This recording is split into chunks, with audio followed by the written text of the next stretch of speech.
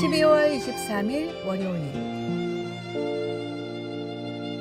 마지막 색연필.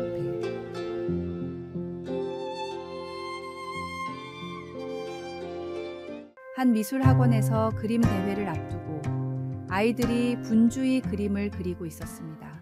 민수는 가장 비싼 색연필 세트를 가지고 있었지만 친구들에게 한 자루도 빌려주지 않았습니다. 옆자리의 지아는 낡은 색연필을 쓰고 있었는데 하늘을 칠하던 중 하늘색 연필이 너무 짧아져 더 이상 사용할 수 없게 되었습니다. 지아는 울먹이며 그림 그리기를 포기하려 했습니다. 그때 건너편에 앉아있던 준호가 다가와 말했습니다. 지아야, 내 하늘색 연필 써. 하지만 이게 내 마지막 하늘색 연필이잖아. 괜찮아. 난 구름을 그리면 되니까. 대회가 끝나고 결과가 발표되었습니다. 민수의 그림은 입상하지 못했지만 준호와 지아는 나란히 금상과 은상을 받았습니다. 심사위원은 이렇게 말했습니다. 준호의 하얀 구름과 지아의 파란 하늘이 정말 아름답게 어우러졌네요. 이 이야기는 단순한 그림 대회 이상을 보여줍니다. 우리가 가진 것을 나눌 때 나눔의 사랑은 서로의 부족함을 채우며 더 아름다운 결과를 만들어냅니다.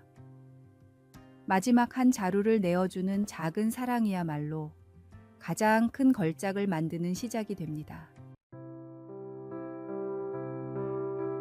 오늘의 말씀. 주라.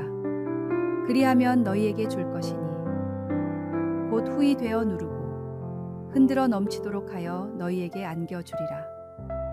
너희가 헤아리는 그 헤아림으로 너희도 헤아림을 도로 받을 것이니라. 오늘의 만나. 하나님의 사랑은 부족한 자를 채우며 나눔을 통해 더 큰 아름다움을 이루십니다. 가진 것을 나누는 작은 마음이야말로 주님께서 기뻐하시는 진정한 사랑의 표현입니다.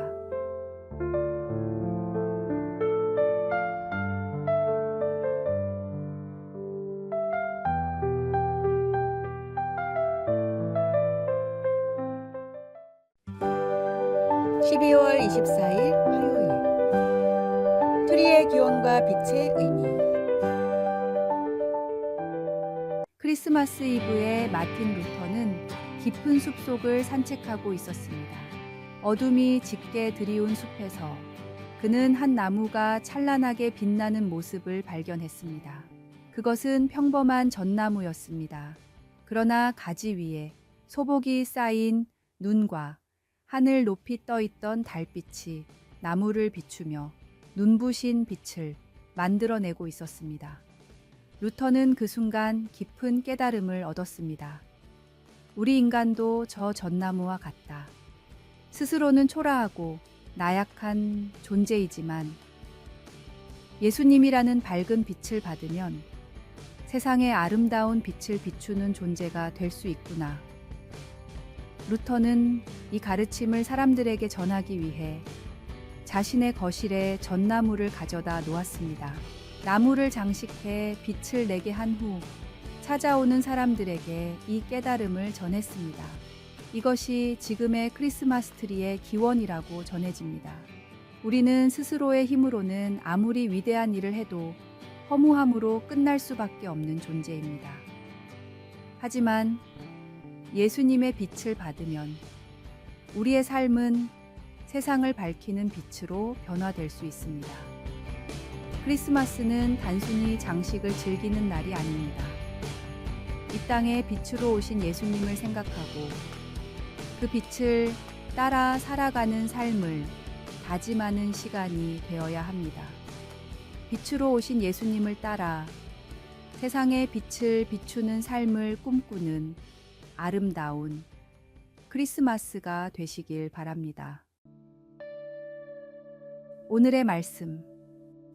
예수께서 또 말씀하여 이르시되 나는 세상의 빛이니 나를 따르는 자는 어둠에 다니지 아니하고 생명의 빛을 얻으리라. 오늘의 만나. 우리는 스스로의 힘으로는 빛을 낼 수 없는 초라한 존재지만 예수님의 빛을 받을 때 세상의 희망과 사랑을 전하는 빛의 통로가 될 수 있습니다.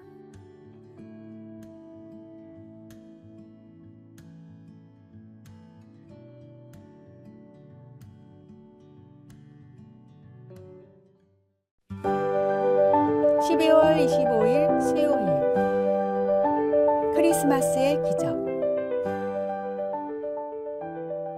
7600 통급의 메러디스 빅토리호 선장 레너드 라루는 피란민 1만 4천여 명을 태우기 위해 무기와 물자를 과감히 버렸습니다.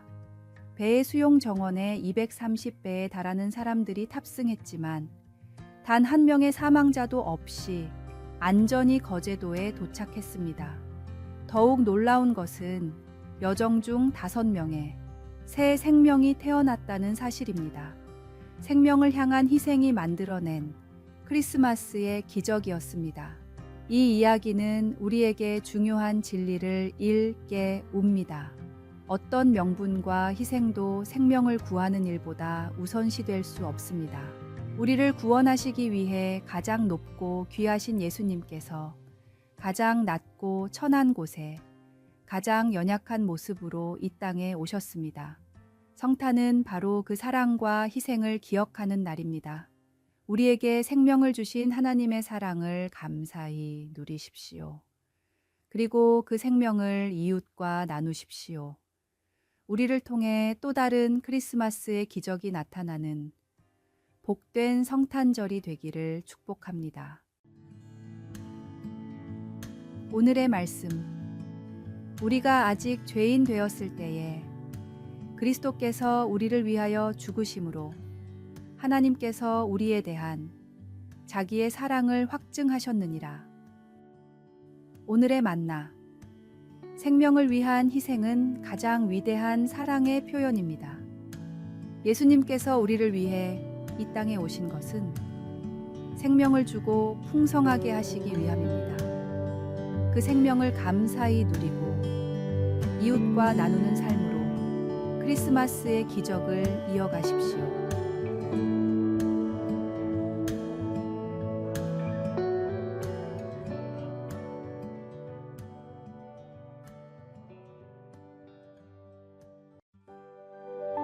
(12월 26일) 목요일 거북이의 경주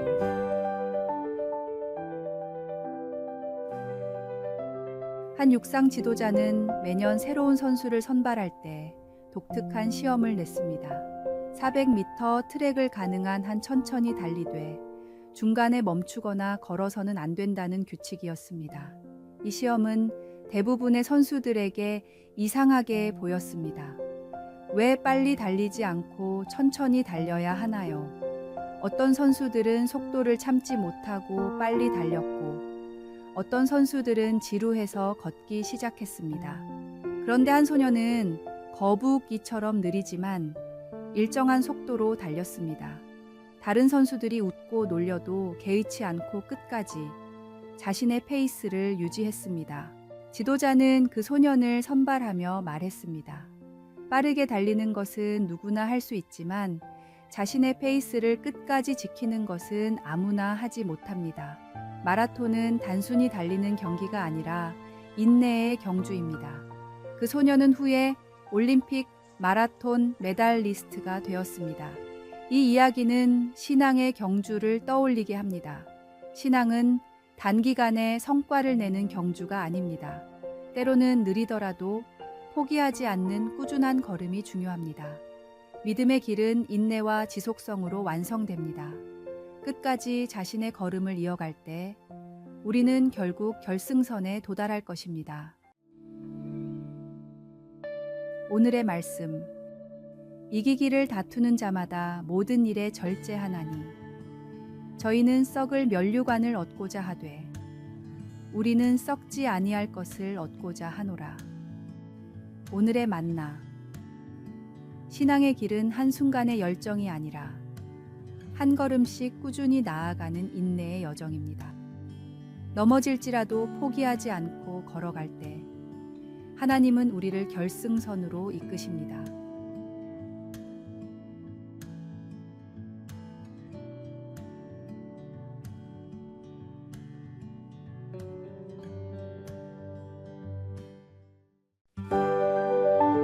(12월 27일) 금요일 믿음의 선율.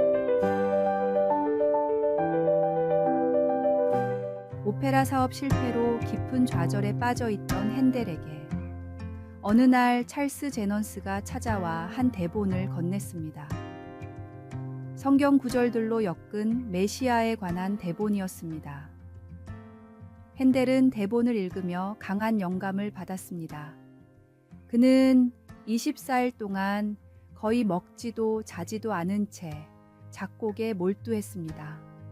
하인들의 증언에 따르면 그의 방에서는 끊임없이 음악이 흘러나왔고 때로는 눈물을 흘리며 작곡을 이어갔다고 합니다.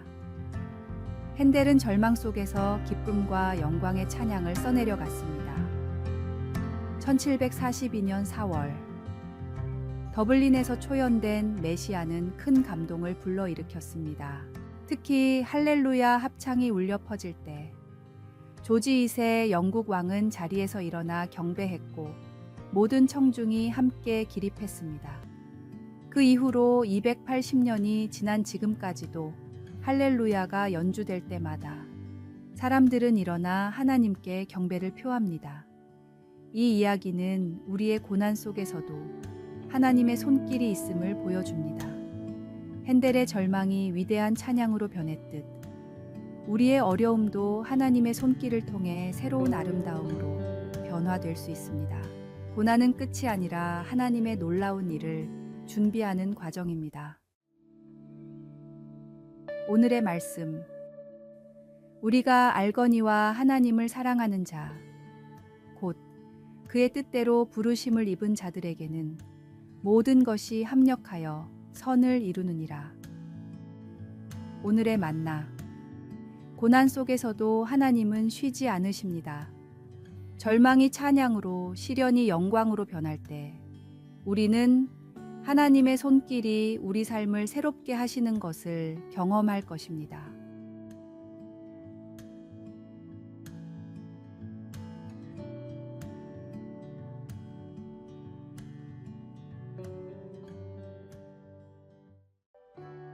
아래의 빨간색 글자 구독을 누르시어 더 많은 전도의 열매를 맺으시기를 기도합니다.